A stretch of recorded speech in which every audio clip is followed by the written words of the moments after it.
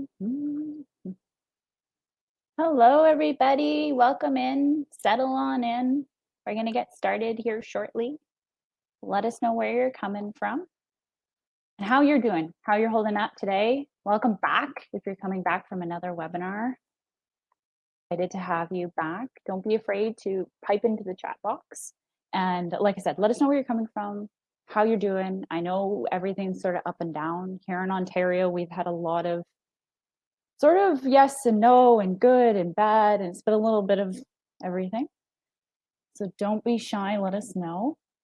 We've got some great speakers coming ahead for you here today, so I'm excited to welcome them and bring them on in. A couple of minutes and we'll get rocking and rolling, so just hang tight.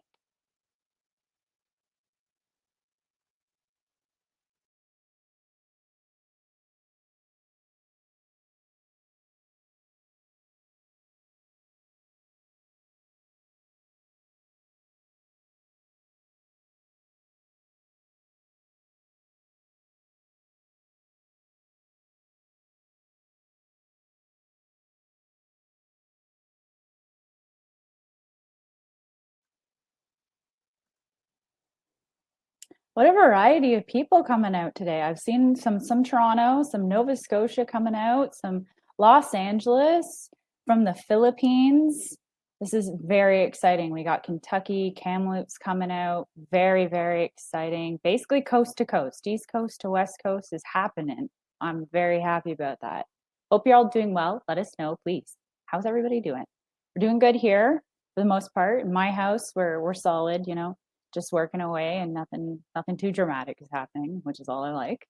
Hopefully the same for you in your house. If you've got some kiddos at home with you, or if you've, you know, maybe nesting, if you've, you know, got your younger kiddos, I send my sympathies. Just kidding. So this was a highly requested webinar. We're super excited. We're going to tap into some feelings today. Maybe let us know how you are feeling. There's no pressure. Ideally, you can be happy right now. You can be sort of mixed. You're allowed to be anything you feel. So don't feel the pressure on that. But I'm excited to go through all of this with you guys. Happy Teacher Appreciation Week. Very true. All my teacher friends out there, all of you, you're the reason, you're the glue that holds everything going together in the education space. Appreciate is probably an understatement. We appreciate you. We love you. Keep doing what you're doing. You guys are great. We've got some cabin fever happening. Yeah, I hear you. Definitely lots of cabin fever. I can't wait to get outdoors. It's kind of hard too when the weather is not amazing, or if it's really nice, it's like I want to go. We definitely hear you there. Lots of cabin fever happening. I feel you. I feel all of you. Couple more minutes here, just 2 or 3, and we're gonna get going and rocking and rolling here with our guests. If you're just joining us, say hello. Don't be shy. We're super excited to have you. Let us know where you're coming from and how you're feeling today. Exciting. Hello, Ontario. I see you there. Very good. Los Angeles is back again. Brampton. Very excited here. Hey, Lisa, I see that you love this time to learn. I'm excited about that. This is absolutely awesome. I'm glad to have you. Guys, the chat like goes off, just so you know. This is not easy to keep up with. Very good. We're going to get started here in just a minute. Let everyone settle in. Get comfy. If you have a tea, got some water, you know, make sure you're in a comfortable spot as we go through over the next hour. Just a quick reminder before we go through, we're going to touch base towards the end here, but if you're on Slack with us, please join us following. If you're not, don't worry, we're going to cover it here at the end. We'll get you some links, we'll get you set up, so don't feel any pressure there. I'm super excited. Some people are feeling productive. Carmen's telling me they're baking again. Man, lots of friends here for me. I have this one friend who's been posting pictures of all the different types of buns she's been making. And of course, very jealous. It's super good. With that, on this note, let's get started, everybody. Like I said, get comfy. Welcome, welcome, welcome. let's put some names and faces together here. If you're coming back, welcome back. You've seen me, you've seen Carmen, but if you haven't, bringing Carmen on. Hey, Carmen's everyone. the glue here at HiMama. She's man in chat as per normal. So please send some fabulous questions on to her. And Carmen's going to come bring us up to speed on Slack in a little bit, like I said. But let's jump into the more important stuff here. If you're meeting me for the first time, my name is Ria. I'm an REC specialist with HiMama. I do a lot of the background stuff with Carmen, but I work especially here on the front line here, I shouldn't say front line, sorry, on the front end of getting here and getting into the webinars. So I just want to do small intros, but we're going to bring them on in a few minutes of our special guests here today. I'm so excited about these two lovely ladies. There's some amazing information that's going to be flowing out of them today. I feel like they have these tickle trunk drawers and they're about to pull out some awesome little things for us. And I'm super excited to just dive into those and get the nitty gritty going. But we'll bring them on in a couple minutes. We got Beth Kenyon and we have Cori Berg coming in. So very excited to have them, welcome them as well. Just a small disclaimer before we get going here, just to keep everybody safe and happy and healthy. Just don't take this as medical advice from a doctor. By no means do I have a DR behind me here. Ideally, we want you to take this away as tips and tricks and just helping with your mental health during these challenging times. If by any means you're feeling more and more, maybe if you're feeling depressed or anything, or if you just need some help, please don't be shy to seek medical advice. Like, please do. We're here for you. We're here to help you. And that, there's professionals out here right now that are definitely there for you. Okay. Don't be shy if you need help to reach out to a friend too. Okay. Couple of things though. Let's dive in a little bit more about what we're going to be chatting about today. So of course, topic is definitely on mental health, about managing your mental health. But a couple of little pieces of content before we dive in with our specialists, our guests here today. And so ideally, we want to talk a little bit more about like the impacts that COVID is having, because this is a huge topic right now. A couple of small tips to like easy things you can do for yourself. You probably are already doing them and just actually don't even know it yet. And then we're going to dive in and have a great time with our guests, talk a little bit about the community, tips for educators, frontline educators right now, whether you're at home or actually in the classroom, whatever's going on there, and emotional support for your families. There's a lot happening right now. We wear many different types of hats on a regular day. With COVID, the hats have changed to like a totally different perspective, and we want to be able to touch base on those there. We're going to get some great insight from Cori and her director background too. And then we have a little sneak surprise, a great little breathing exercise we're going to jump into with Beth just to help. I love it. I'm very excited. But before we do, jump into that little bit of content. So a couple of things that we're all very aware of the impacts COVID is making on your mental health. But sometimes it's just like some great reminders of some of those impacts. So a lot of it comes down to uncertainty. I can even say this for myself. It's the biggest, contributor to a lot of the anxiety I've had. A lot of us have had big things that we've been planning over the summer into the fall that we're not sure what's going to happen now. And of course, there's a lot of up and down on what the government's saying, on what your local government is saying. And ideally, it's creating a lot of anxiety. And you're allowed to feel that. You're totally allowed to feel that. With some of the other things is coming along, we're all kind of stuck inside, some of us more so than others.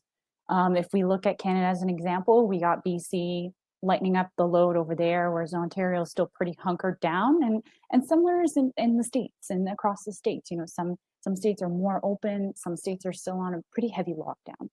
And ideally, when you are maybe at home alone, or you're at home with maybe just like yourself, your partner and your kids, or just yourself and your partner, it doesn't matter. It does create a sense of loneliness. And it's really frustrating, and it can tend to lead to a lot more stress, a lot more anxiety that comes with those feelings and come up. And they're very common feelings. It can be really hard to break all of the cycle. At the end of the day, there's some great things that you can do for yourself to just kind of, get through the day, whether you're working at home from not. A couple of things that I've been doing is, I get up at the end of in the morning, I shouldn't say, I get up in the morning and I get dressed like I am going to work, even though some days, I would just only slip on a different pair of pajama pants. But hey, at the end of the day, the table is where I work, and I want to make sure to separate my home life from my work life. So if you're feeling overwhelmed, one of the biggest things you can do, focus on the things you can control. There's so many things right now that are so highly out of our control. But if that creates a lot of anxiety, just focus on the things that you can do. Because at the end of the day, you want to make sure that you're not creating unnecessary stress for yourself. You want to make sure that, what the things you can control and work with and do is going to actually make a positive impact on yourself. You don't want it to be something that, at the end of the day, it is creating some harmful feelings for yourself. So be gentle. Be gentle with you. You are a human being. You have tons of different types of emotions, okay? So think about feeling those feelings. Let yourself feel those feelings and then let it go. Don't live in those feelings. Don't carry around those feelings for you, because they're gonna stay with you and just create that knot, that unsense of you feel kind of gross, actually, to be really honest. At least I do. Okay. Unplug. This one was hard for me. In the beginning, I was glued to 24/7 news. I was glued to, finding out all the updates possible. And of course, that time, especially in the very beginning, it was on a rise, and everything was kind of going downhill. Find out your news. Don't get me wrong. You want to find that nice balance. Find out the things that are happening. Make sure that you're looking at credible sources, because you also don't want to be looking at things that are not maybe 100% credible. And then that creates more anxiety because you get like a conflicting story. Okay. And then put it away. Check again in a little while. What I like to do right now is check in the morning, see what's kind of going on around the world. In some areas of the world, part of the day is already over. And then the end of the evening there, I check in, see what life has been happening, and I put it away. Okay. Take time for being grateful. I know it's really hard to say that right now, but grateful for the things that you have. Remember what makes you happy. Remember that while we're here right now and we're all kind of stuck in a place of uncertainty, we are pushing together to, actually get past all of this. And then, that beer on the patio at the end of the day will be just that little bit more delicious. At least I'm feeling it. I'm feeling that will be the case. But it'll also just be that little bit nicer. I'm doing this. My mom, for example, is in a high-risk category, and I haven't seen her for a couple months now. And I know that's the best thing for her. So protect yourself, okay? Like I mentioned before, eat healthy, do your best to eat healthy. Mind you, I've probably eaten a much more pasta than I should have recently, but it's all good. Have a bath or have a shower, get dressed, call a friend, set up a nice little date. Get out for some fresh air. A walk, 10-minute walk, just boosting down the sidewalk is kind of nice, actually. A couple of my friends said they get up, they go for a walk first thing in the morning, and it kind of feels like they're getting ready to go to work. So I'm like, hey, that's not a bad idea. And then that's way too, you're getting fresh air, which is really positive. Okay. So we have a couple shout outs before we jump in here. Monica's working on her second 1,000 piece puzzle and finds it super therapeutic. I totally agree. I love a good puzzle. I did this awesome Doug the Pug puzzle. Man, was it ever hard. Alexandra's listening to music and she plans her day. I listen to music. It's like you need to have it. Like, especially if I'm hunkered down, I want to get stuff going. We got Sarah's working on some courses and some gardening. Also nailing that as well. The garden season is about to roll out. My tomatoes are going to love it. Myra, I'm sorry if I said it wrong, is baking and she's working out. I have to say I've gotten more into my yoga than I ever have, and I truly enjoy it. And now I find that I've made that much little bit more time for myself. And we got Pam. She's really into her yoga practice as well. So with the chat about yoga, okay, I want to bring on a fabulous lady that I'm very excited to chat further with here. Beth, when you want to join us, while I do a small intro here, just from the small conversations I've had with Beth, the joy and happiness that comes from you when I'm speaking to you, I'm just like, you're like a breath of fresh air. Okay, I have to say, I'm so excited to have you on. So let's dive in. Tell us a little bit more about you, your life, and what's happening there. Yeah, I'm super excited to be here. So I am based in Dallas, Texas, and my connection to the early childhood world started about 21 years ago. I started a Stretch and Grow franchise, and so we go into preschools, childcare centers, and we do enrichment programs like action enrichment programs. And over those years, I just have developed such a heart for early childhood professionals. And I started doing some training and staff development probably 20 years ago. And just, over the years, it's just kind of evolved into speaking. And now I've been creating some digital courses, taking some of that content and putting it online, which happened before all this COVID stuff. So that was kind of already in the works. And so just my unique tap and in having relationships with so many people in a variety of environments has really kind of given me an overall perspective for what's going on in the early childhood world. And then in particular, of course, what's going on right now. So getting to love on and inspire early childhood people is what I love. And I'm finding that now we need it more than ever. I completely agree. Maybe this is why I enjoy talking to you two so much, because you have so much passion behind you. And so with that said, what's the general feedback you've been getting from like your educators that you're working with? Like, of course, this is a crazy time, but what are they saying to you right now? I think what I'm hearing is one of their biggest concerns is that they want their families to be able to trust them again. Right now in Texas, for example, we're only serving essential kids. And so they haven't been able to take care of the kids that they love and have relationships with so much. And with everything that's changed, now human behavior has changed. When we thought this was only going to be, 2 or 3 weeks, let's shut down, let's stop that curve, and then we'll go back to life as normal. We're not going back to that life. No. And so our industry is going to be changing. And of course, that brings a lot of fear. And so, we're approaching it a few different ways. I mean, for me, my faith is very important to me. And so I've really leaned on that aspect to help kind of control my thoughts and mind. Our business is 100% shut down. And so my husband and I do it together. So our income in our family, zip, gone. And so you just realize like, okay, I've got to have another source. I've got to have another source of joy. And so choosing that joy every single day and stopping that toxic spiral of thoughts, the ones that I see thriving in this have hope. Like they've got a seed of hope that we're going to get through this. Things are going to be good again. They might not be the same, and that's going to be okay. But they just want their parents to trust them again. Because face it, most of us who are in education are people pleasers.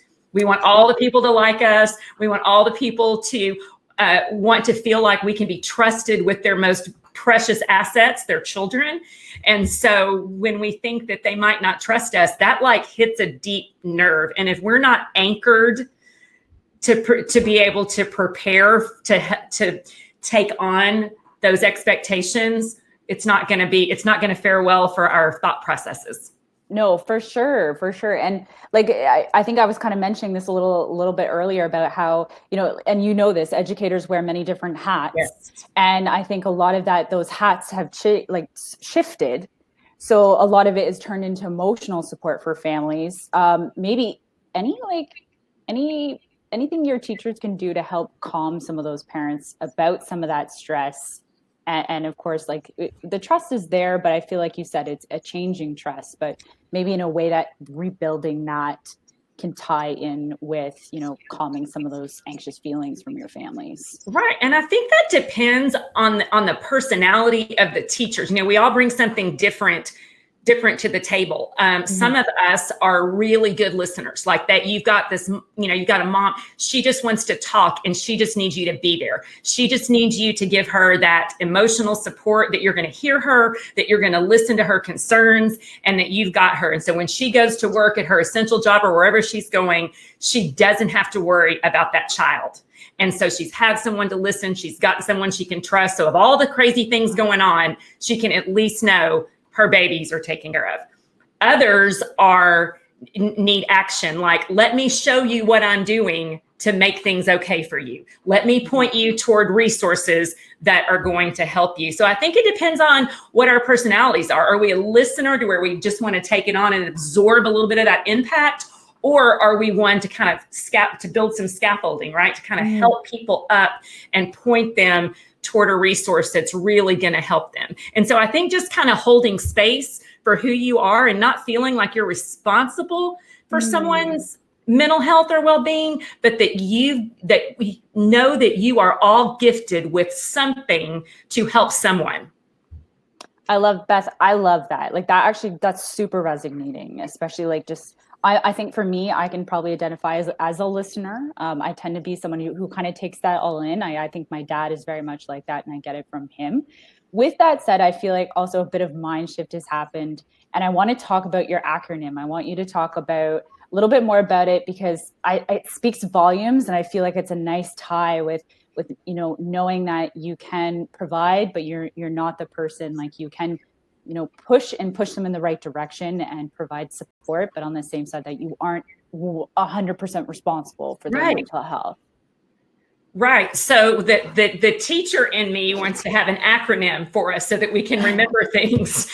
So every time I'm learning something and I'm learning a lesson, I feel like I'm learning it so that I can teach it to other people, because it's truly my passion. So understanding you need to release control, but a big thing that I found for me is I need to let go of the expectations I have of other people right now. Maybe there have been people that we have been able to depend on for certain things. And I think, again, that holding that space to realize that I can't put unrealistic expectation on my kids or my husband or my friends to meet needs that I have, because everyone is working through their own stuff right now.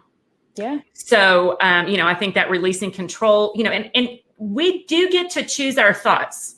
When those thoughts come, we can stop that spiral of toxic thoughts, whether it's having something like a motivational quote, or for me, it's a scripture, or, some truth to kind of anchor our thoughts, like no fear. I do not need to fear.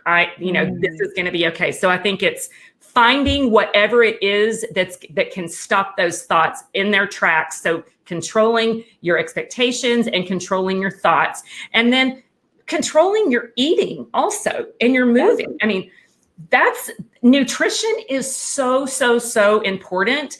And I think that we don't necessarily make that connection, because if we're stress eaters, we're going to eat comfort food, right? Yep. And so when we're bogging down our bodies and our brain with sugar, and then we're not moving like we normally move, that can really affect your mental health as well. So proper nutrition, sleep, drinking your water all the time. So that's something you can control. The O is for open. Open your mind to possibilities. We are all having to pivot at a time like this. And life is going to be different than we expected. And if we hold on to the way we think it's supposed to happen, that's going to cause anxiety. So I think, understanding what has shifted in your heart and in your mind right now, and you tell me, Ria, are there things that were happening in your life before, now that part has shut down, you can say, I'm not going back to that again? Oh, heck yeah. Yes. Totally. Everyone I've talked to has said, it doesn't need to go back to normal. What was normal is not. I think every person that we know can say there was a part of my life that I felt like I was drinking out of a fire hydrant. I agree. 100%. There's in so many ways. So be open to what you need to surrender, what needs to go. What do you need to, what needs to go? The V, of course, is victories. Celebrate victories. If you don't have a gratitude practice, get yourself a journal. It doesn't have to be a fancy journal. It can be a 99-cent spiral from the Dollar Tree or whatever. Have a gratitude practice, because when you focus on the things that you're grateful for, it really helps to take away that negative train of thought. So celebrate your victories, even if they're small, even if that victory meant you didn't go back to the refrigerator for another scoop of ice cream, or even if that victory meant you got out of your house and you went on a walk today, or you cleaned a space or organized a space in your house. That's a victory. So celebrating that, I think, is huge. No activity at all is not good for your body ever. So just move, find something that you like and move. I mean, now more than ever, you can find all kinds of workouts, anything you want to do online. Oh, for 100%. Yeah. Super easy. Right. So be grateful that, and if you're in a place where you can't move your body, like you're physically unable, do what you can to exercise your mind. Yeah. The I, of course, is just for imagine. Imagine your strategy for growth. Like set some goals right now. And even if you've set goals, because I love to set goals. I'm a goal setter. I'm a goal crusher. I feel, for me, action is the antidote to anxiety. Right. So I'm having to imagine new goals. My vision hasn't changed, but I'm imagining new goals because the goals I was going to crush in February, they're not going to happen.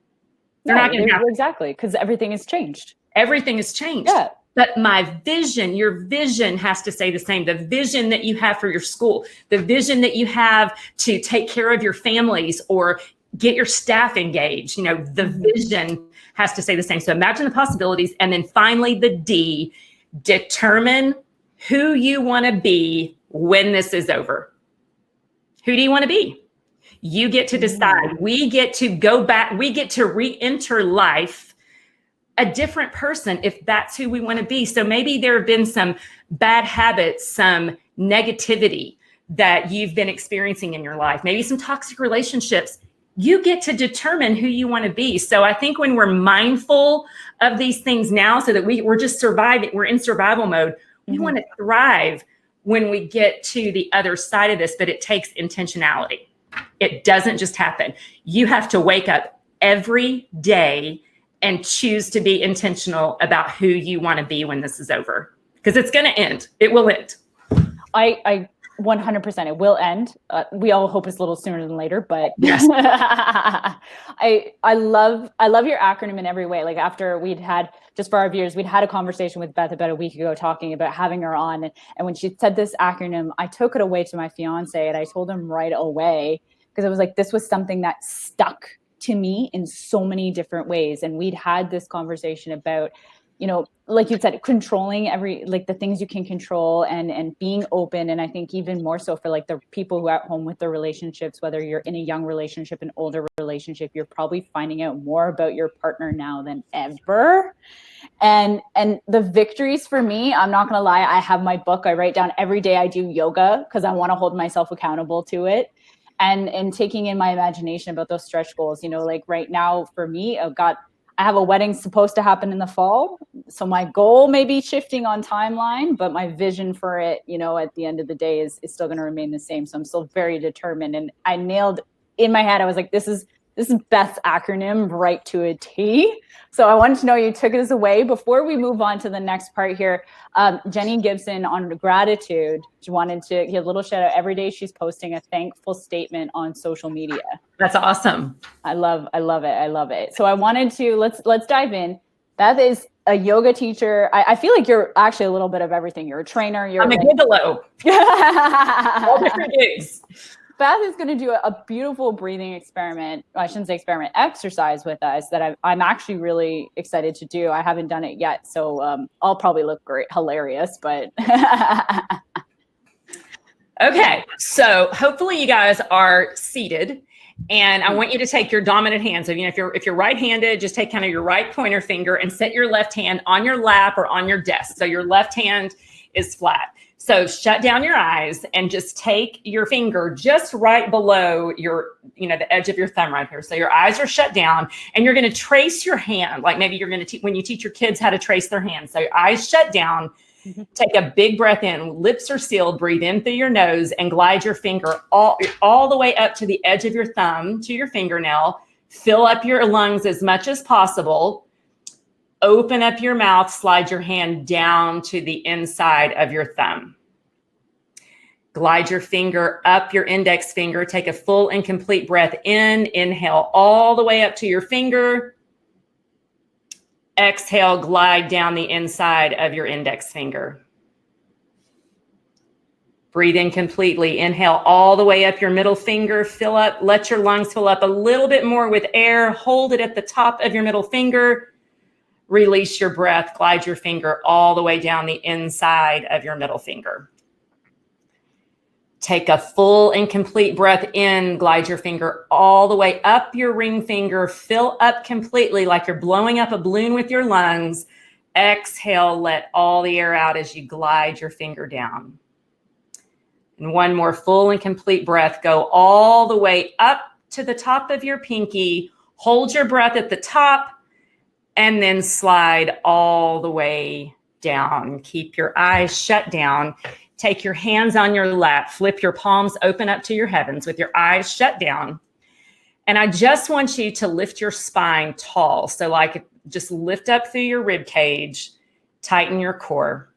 Eyes are shut down. Relax your shoulders. And then just from the top of your head, relax your jaw. So if the tongue is on the roof of your mouth, just kind of let that go. Relax down through your shoulders. And I want you to think that they're hands on your shoulder blades and let those fingers just gently glide all the way down to the base of your chair. And focus on your tailbone and let your tailbone kind of settle into your chair, relax through your hips. And then flip your hands down on the tops of your legs. Slide your hands all the way to your knees. Take a breath in, lift up your spine as tall as you can lift. And then exhale, let your eyes just kind of gently blink open and wiggle your fingers and wiggle your toes. Wow. Yeah. So hopefully that kind of, just breath calms your body, just taking in oxygen and just being mindful and focusing on your breath. I struggle with anxiety. So that's how I know that. I know that really well. I struggle with anxiety. And when my mind begins to spiral out, I have to come back to my breath. And for me, it's saying, breath prayers and asking God to calm my heart and calm my mind. For, everyone has to find out what individually works for them. That's what works for me. But we all have breath, right? We all have breath. We all have a space to sit. We all have a space to close down our eyes. So even if you've got craziness going on in your house, and I want to just acknowledge those who are not in a space that brings them peace right now, because for some of us, our home is our haven, and for others, it's hard to be home. And maybe it's hard to be home with a partner who isn't being kind right now, or isn't understanding, or is frustrated, or stresses of life and finances and illness and loneliness and just all of the things. Protect your peace. Maybe it's that you need to set some boundaries with the people in your home. You need to just ask for some time and space. Even if you have kids, even if you have little kids, you can lock yourself in your closet for 2 or 3 minutes and take a few breaths. And I know that my kids are now 20 and 21, so I'm an empty nester. But when they were little, I would just lock myself in my closet, and little fingers would come in and say, "Mommy, mommy, mommy." And I'm like, mommy's going to count to 10 for just a minute. You got time, but mommy needs to count to 10. So if mama needs to count to 10, that's okay. Find some space wherever you are and know what you can control and know what you can't control, and release those expectations that you have control of anything right now, and do what you can to find peace. Look for what's right in your world, and you'll find it. When you focus on that gratitude and you celebrate your victories, you'll find things that are right in your world. I completely agree, Beth. And for bringing that up, that's absolutely one of the things that I was going to touch on. I'm glad you did, because you're right. There's some places that are not, home is not their safe haven. And I want it to be that at the end of the day, control, like you said, control what you can control. Just so Beth, everyone's loving the breathing exercise. Virginia's saying she does this with her kids. They call it the roller coaster and they love it. And Natalie was saying that she actually wants to become a more mindful person, and not only towards her others, but herself. So she's finding this informative about being, mindful of who she is and what she needs. And I think that we touched on that. So very excited. Last thing here before we jump in with Cori, though, besides this amazing exercise that we just did, any other recommendations for educators and feeling overwhelmed, and maybe they can do. Any tips there? Well, one of the things it's going to be in the show notes, and I think Carmen is going to share it. I've created a reflection journal that kind of walks through this acronym. So for those of you guys who had questions, what is that acronym again? You'll be able to download that in the show notes, and hopefully that'll help. I'm a big journaler, probably because I'm a little bit ADD. So I like to journal my thoughts, and I like to journal my prayers. And it's really cool to go back later and realize where you were. So like now is an unprecedented time. And wouldn't like your grandkids love to know what you were thinking in the corona pandemic of 2020? And so I think just journaling and getting that stuff out of your head, super helpful. So journaling, like I said, exercising, breathing, eating right, drinking your water, moving your body. All of those things, we can all do that, right? That doesn't discriminate across cultural, racial, status lines. We can all do those things. Got it. All right, Beth, I'm going to kick you off for a little bit, but we'll bring you back in for Q&A. I do promise. I'm going to jump in over here with the lovely Cori. And Cori, you can come on here. You are a little bit of everything. You've been a teacher, a director, you're an advocate, you're a trainer, kind of like Beth. You've worn many, many hats. Tell us a little bit more about you and how everything is going down there in Texas. Sure. So I'm Cori. And this is kind of how I like to introduce myself. I'm just a little girl at heart who played school when I was a kid, who grew up to be a teacher, who ended up becoming a director, and sometimes talks about things I go through. And, so I'm just like all of you out there, human, making mistakes, having my good days and my bad days. So I'm here in Dallas. And I run a program called Hope Day School. It's kind of funny that that's the name of my school in the middle of this. It's a reminder each day of what I need to try to live up to. It's well-placed naming, that's for sure. Yeah. So I run a program. It's I guess it would be on the larger size, not on the largest. But normally I have about 75 kids. And I have been in the thick of it, like some of you, and some of you will be in the place I am eventually. I've been running essential care. I'm in the middle of my 7th week doing essential care. We've been caring for about 20 kids a day since we've started, and it has been quite a journey. And I'm so thankful. There's some people here in this chat that I have been working with over the last 7.5 weeks, or I guess it's 6.5. I'm in the middle of the 7th week. I have been documenting my experience and sharing the journey, which really is a mental journey more than anything else. Yep. And so many people have connected with me and also shared their stories through Facebook, which is it's really cool to see how social media can be used for really good purposes, and that we're able to come together on things like this. So I agree. We have Lillian says hi to you, just so you know. Hi, Lillian. So we have, I'm excited here. So tell us a little bit more about your experience over the 6.5 weeks with COVID, and did you guys close at any point, or did you remain open for the whole time for essential workers? Sure. So I'm going to be honest with you. I'm kind of one of those people that I devote everything to my job, and then I kind of collapse at the end of the day. So I've been really not honestly following the news, and then it must have been about, it just seemed so far away, right? It was like in China. It wasn't going to be real. No, exactly. It wasn't going to be us. And then it was somewhere around the beginning, maybe first week of March, where I was like, oh, okay, maybe I should start talking about sanitizing with my staff, with my parents.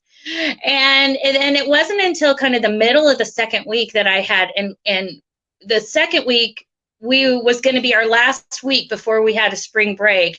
And I actually had a dad who came in, and he said, and he also is an executive director of a program that services children. And he said, I think it's time to start talking about it. And I went, you're right. I've been just I've kind of been avoiding it, trying to figure out what all to say. Mm-hmm. And so that Friday we dismissed for spring break. And I just remember very clear, I went home and it was the first time I turned on the news really, and it just all became real. And I think I had from that Friday till I had a full week off, I was nonstop. I had my computer going, I had the TV going, I had my phone going, just trying to figure out how the heck I was going to do this, and so I only had it for a week, and some of y'all have been doing it for weeks and weeks. So I know how that made me feel. And I can't even understand how y'all feel at home, kind of stuck and being kind of trapped with all that information around you. But we opened up, and one of the reasons we opened up for essential care is because we are right in the medical district. Oh, and wow. So the people who are doing those frontline jobs are the parents of the children that I serve. And we knew what an important role. But, all of our early childhood community has taken been on a journey on its own. In the beginning, in that first week, I remember, the elementary schools were closing and all the school districts were closing. And so for many people, who are in early childhood, we kind of took that as, well, what about us? Are we just chopped liver? Exactly. Do we, and that was just a natural emotion. But instead, many of us had to learn to rethink that thought into, actually, it's showing how very crucial our role is in the whole system. And in other countries, I had a chance to talk with many educators in New Zealand as they were starting to open up. They went through a very similar process to what we did. So that's the cool thing looking at this globally, even though we're all in different countries and in different states, the process we go through is actually pretty similar. And I'm going to kind of talk a little bit about that so I can prepare y'all for when you eventually, because I do have hope that your programs will start to open up. I hope so as well. This is great because we have a couple of questions coming up about how you've been doing social distancing with like the kids and the staff. And then a big question about, is like, are you guys using masks? Like, is it a requirement for you guys? Sure. I know it's a little different everywhere, but yeah. So let me, I'm just going to write a little note because I'm going to promise I'm going to get to that because those are actually topics that I could do 2 hours on. So I'm going to just say I will get to that and touch on it. And then that is something that you can contact me or go to my Facebook page and I can kind of link you to where to go for some more in-depth info on that. But so the one thing that I'm going to say is my staff, we are wearing masks and we've been wearing them from the very beginning and what your team will go through. In the beginning, now I started at a different spot. I started, 1 week in and nobody really knew anything. In the US, the Center for Disease Control, which is kind of the thing giving us all the recommendations, had a paragraph back then. And now it's pages upon pages upon pages. So it's a little bit different. But, we had to make this up as we went along, trying to figure it out. And luckily, through so many people in this grassroots early childhood network, we've come up with so many things, thinking about it, that match up with the CDC. So that's a lesson in itself. Trust what you know and trust your instinct. So I just want to first talk about the process because it is a mental game here. I think there's some human things to this that we're all going to be dealing with. The first thing is a lot of these things that we're going to do for safety, we've never had to think about safety in this way. We've had to think about a kid maybe, breaking a bone or having, the flu or something like this, but no invisible contagion that could go through the center. I mean, this is just the craziest sci-fi novel set in a childcare center, isn't it? So you have to be ready to be as flexible as you can, to realize that the ways that you worked, we all know that it's become trite now, that the ways we worked are not the ways we're going to keep on working. Exactly. Because the number one thing we have to do is to keep each other safe. And that means not just the children, it means we have to keep the employees, everyone from the cook to the directors to the teachers safe. Because we're not going to keep the kids safe if we're not keeping the employees safe too. And so these protocols like social distancing, and I know that that's a really hot topic now. I had a few thoughts on that myself. In the end, when you look at it, social distancing, or I think we really should be saying physical distancing. Because I think it's a very important word change that we need to say, because we may be a little further apart than normal, but socially we can still be connected. So some of these strategies that you employ are going to be different than how you've ever worked. You know, you can't just run up and hug kids like you used to. And so don't let your feelings of that impact the safety in the center, because you're going to have to come to terms. I'm sorry, can y'all hear me? Yep, no, keep going. Okay, everything kind of froze, so I wasn't, maybe I made the world stand still with what I just said. I don't know.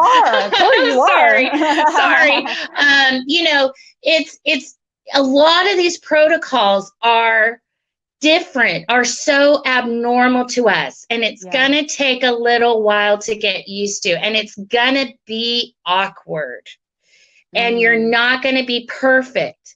So realize that as you and your teams go back to work, that you're going to be awkward. It's not going to work right. Don't let the fact that it's going to be imperfect stop you from trying, because we all have to try to do what we can.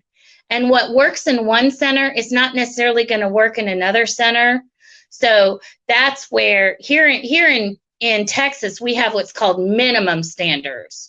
So it's just the basics. And then we try to add in on top of that, because in the end, what I want to do, especially as a director, is I told myself from the beginning, if somebody in my center tests positive, I want to be able to say that I've done everything I could to try to keep them safe.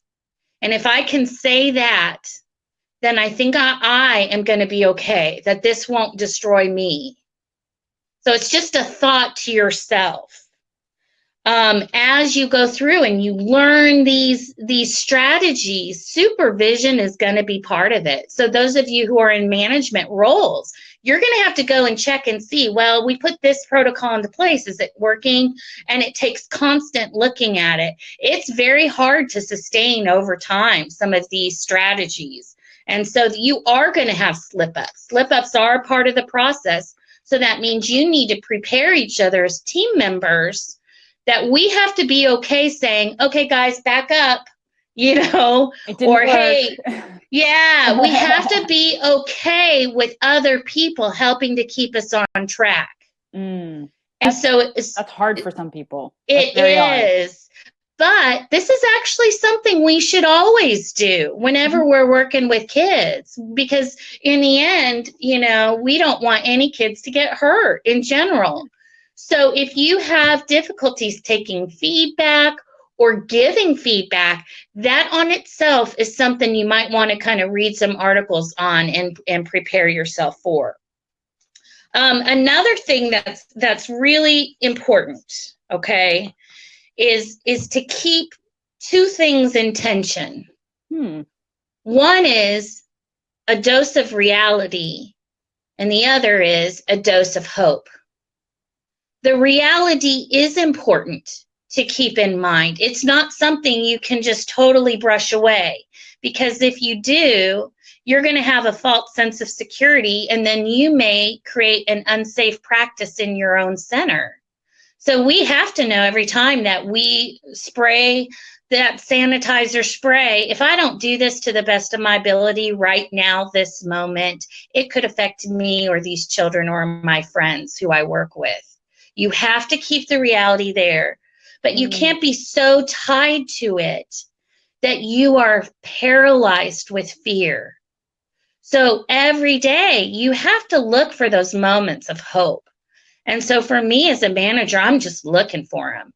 Whether it's a child who smiled or giggled. This morning I told a story of kind of a back and forth joke moment I had with children in my center. And my children, the 2 years on up, are actually masked. And they're doing fantastic.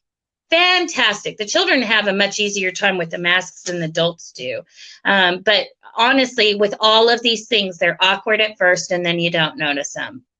And that's just something, you may have to take my word on that one. I don't know what else to say, but eventually you do get used to it. But if I'm able to laugh and joke, with a child where we're both masked up to here, up to our noses, then that means that there's hope there, that we can connect through fabric. It's crazy what these children are teaching us.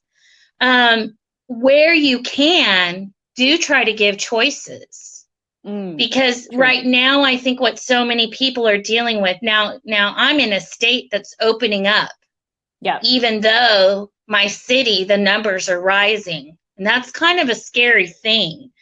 And the only thing that I can attribute to some of the things that I'm seeing socially out in my community is that we all have a little bit of a difficulty with the fact that there are many things out of our control. And that hits people in a different place. We don't like being told what to do we? None of us do. And so when you're working with, whether it's your children, whether it's your team members, whether it's your staff, or whether it's with your parents, you're going to be having to tell them some stuff to do. So look for other places where you can give them choices. Now that's a big question, right? So I don't have the exact answer to that, but it might be, one thing with my families, it was we gave them different tuition options. And that right there gave them a much greater sense of control. But with team members, maybe it is choosing, I don't know, what kind of curriculum activity they want to focus on for the day. I don't know. It really doesn't, that's not for me to tell you. It's more of like a concept that if you kind of log that, once you get in, you'll know what I'm talking about. And then the final thing is really making sure that you keep play a part of it. And I'm not talking about the kids' play. I'm talking about the adults. That we need levity. So I'm a big jokester. I laugh at myself all the time. It's just my way of healing. And so you may see me, we did a video and I dressed up in a big blow up hippo costume and we danced to opera music. It's just whatever it is, there's something so healing and magical about play. So if you can set up something that would be a fun social distancing game in the staff room during lunch breaks, try to do that. We did karaoke one day. I mean, it's okay to be silly and it's okay to have fun.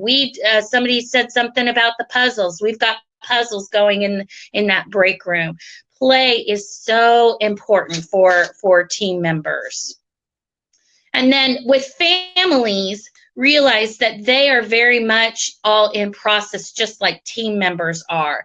So there's going to be families that you deal with that, they may think all of this is extreme and ridiculous and we're just all being, too scared. And then you're going to be dealing with families on the other end who are just so terrified. And as teachers and educators, you have to deal with them all. So your best thing is truly to listen and find a way to let their words guide and just kind of sit in the air. Don't tie on to them so hard or get upset if they say one wrong word choice. They're just trying to process. But this is very important because it comes down to your own mental health as educators, right? So Totally. we're all here because we care. Nobody's in this job because they don't care about people. But we're not always the best at working with people either. We're all on our own learning curve. And so when you are dealing with families, and they're going to be dealing with some pretty hard stuff, just like you all are. I know some of you are having hard times at home.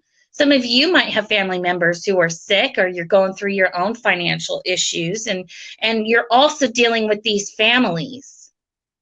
Just because you listen to them and just because you care for them does not necessarily mean that you are the one who has to rescue them.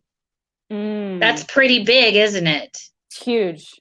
Because we're helpers. And sometimes we assume that that's what that means.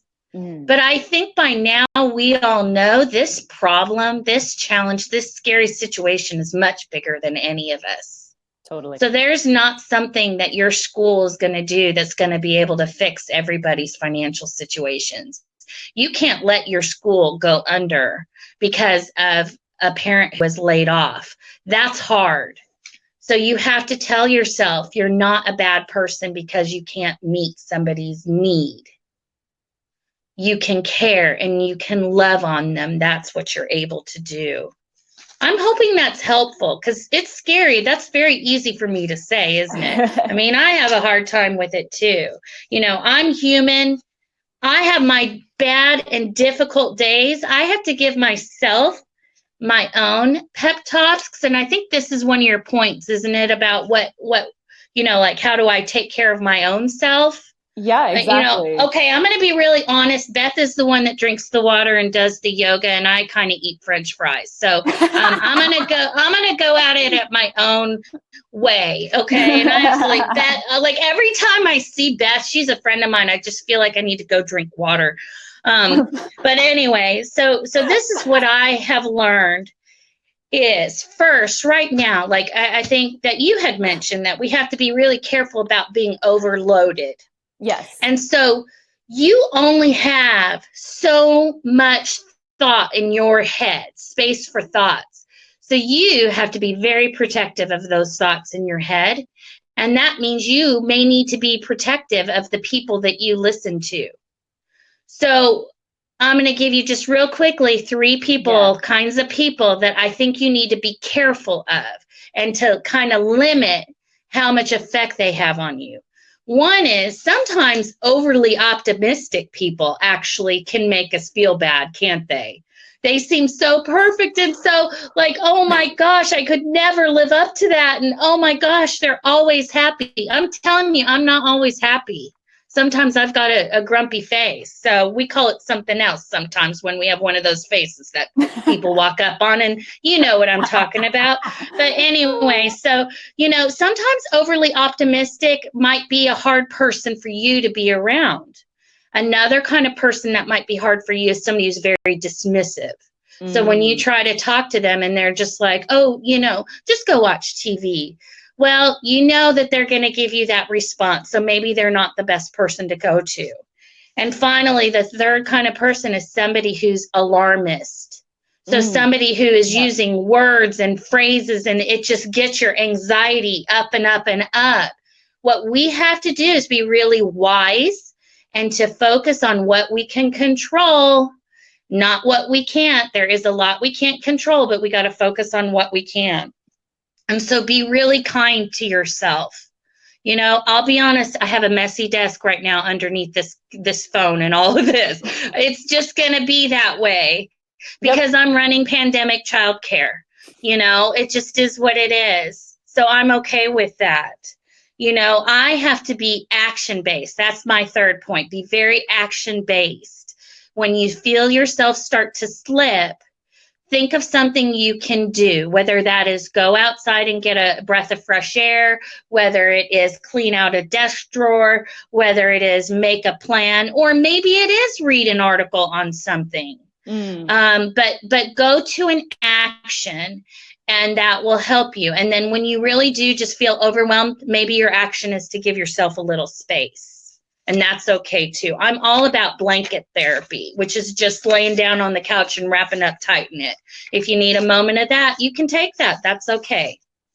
That's definitely the therapy I lay on. And I want to, Cori, I want to keep you. I want to jump into Q&A because we've had some really good questions, and especially on what you're saying. So Beth, come on back in, but I'm going to start with Cori because there's been an awesome question about everything you're saying here. Okay. And so this is from Michelle, and she wants to know, kind of tying in back to like, you know, you can control the things you can do, and you're talking about too, especially with like your families and the things that you can control and do for them. Obviously you won't be able to meet everybody's needs, but how, with that said, like with your process, how did you determine what families to bring back on, and like what was your procedure for letting them know? So this actually touches on another thing, and that is there are some things you may not have figured out yet.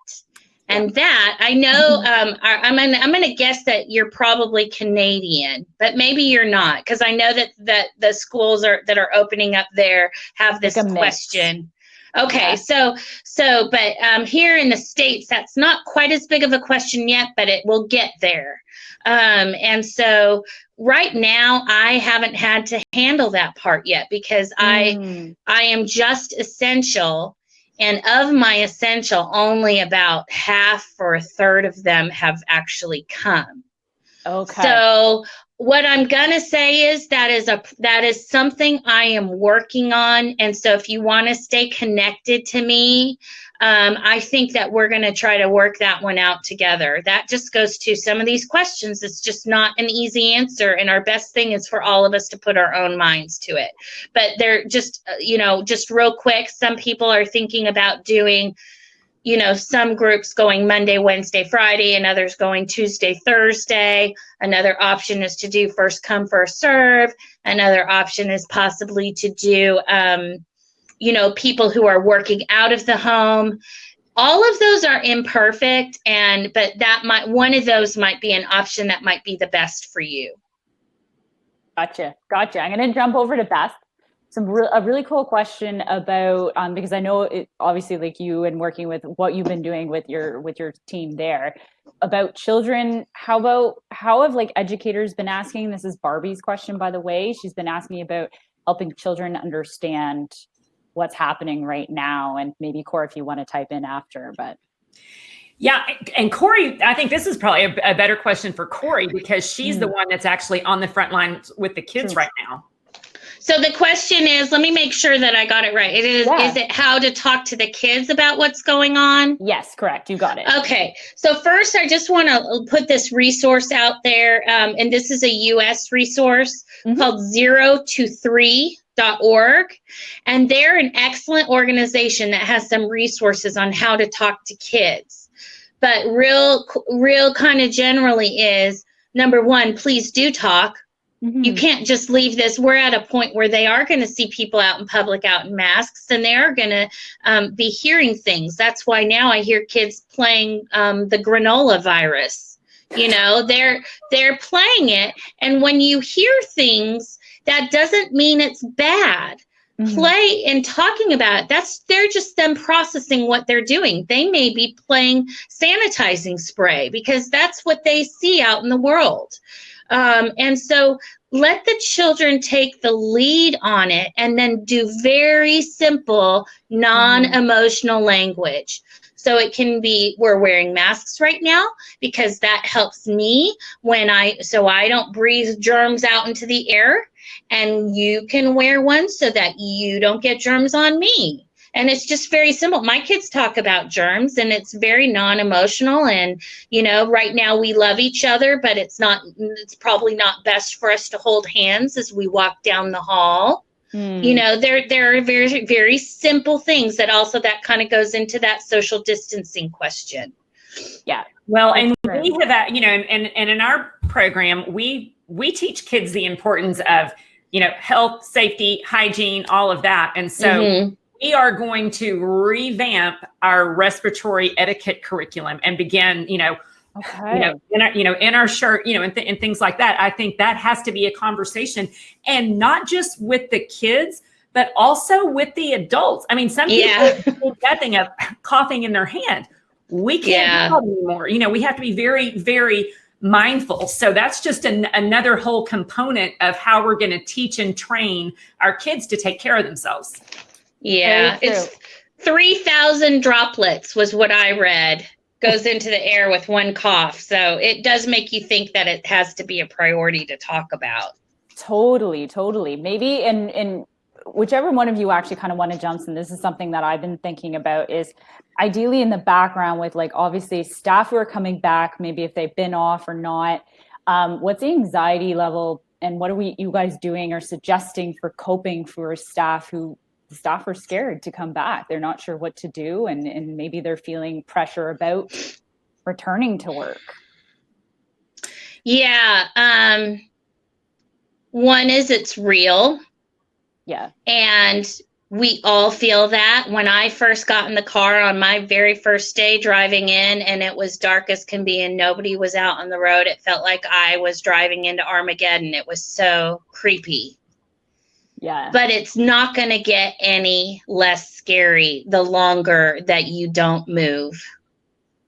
At some point, you're just going to have to come to terms with the fact that there are unknowns here. And so we want to be wise, but at some point we have to keep going. Life still goes on, and you actually feel better when you take some steps. And that's not a comment about like opening up all the cities. It just means opening up your life to the extent that you can. Right. And if we're breathing in the world right now, we are at risk of contracting COVID. If you're in this world and you are breathing, you are susceptible to it. Yeah. So it's just putting those safety measures in place. And like Cori said, if we're doing everything we can to make our environment safe, we've done all we can do. There are things that we are not going to be able to control, and understanding that I think it gives you a lot of freedom to know, hey, we've done what we can do. Yeah. Very, very true. I want to jump in with like two more questions, one for each of you before we do tie it up, because we are running a small bit over. But that's fine. For Cori here, tell us a little bit about that. Amber's talking about the masks, and she's worried about her kids being scared and anxious about it. Maybe what were some of the tips you guys did? I know you've kind of touched base on a couple already, but easing some of that anxiety there. Sure. So children reflect the emotions of the adults around them. So we wore our masks around the children. And so even before the children were wearing masks, they were actually asking to wear them. Okay. Very similar to how somebody wants, to have a purse like mommy has.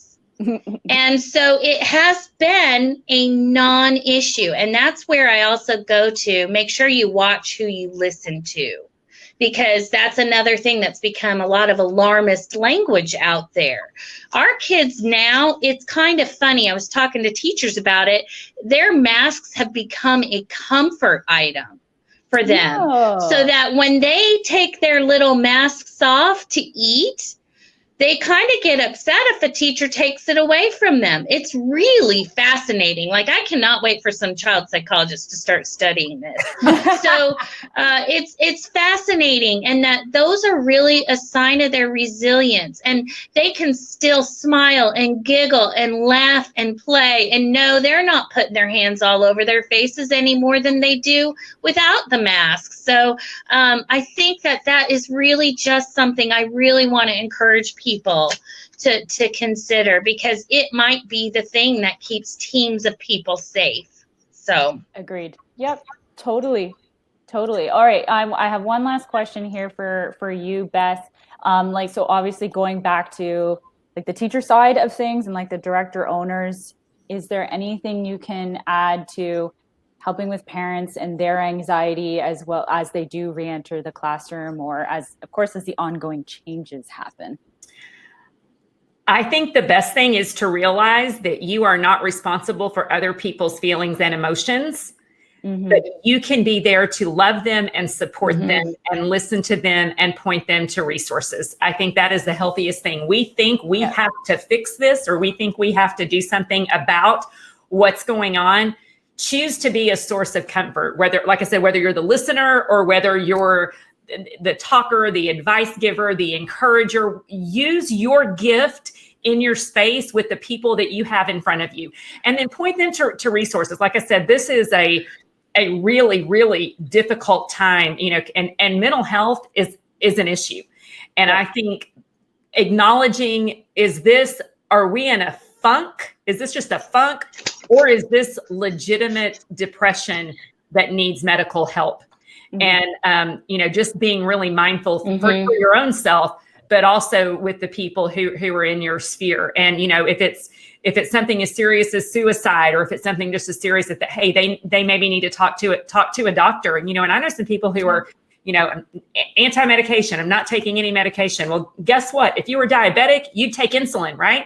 So if that is where you are, if that is where you think that the people who you love are, there are medical professionals, psychologists, psychiatrists who can help you with these things. So just know where you are and acknowledge that and get the help that you need, and point people to help if you feel like they need it. Awesome. Listen, ladies, both of you, I feel like we should have a talk show, because it's so much fun. So much fun. I am so happy to have had both of you on, to speak with both of you, to just get your insights. Like I'd said before, dip into your tickle trunks, because that's what I feel like we did today.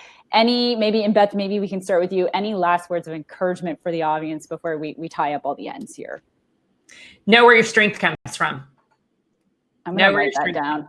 Tap into it. Know where it comes from and tap into it. Make those choices. Choose your thoughts. I love it.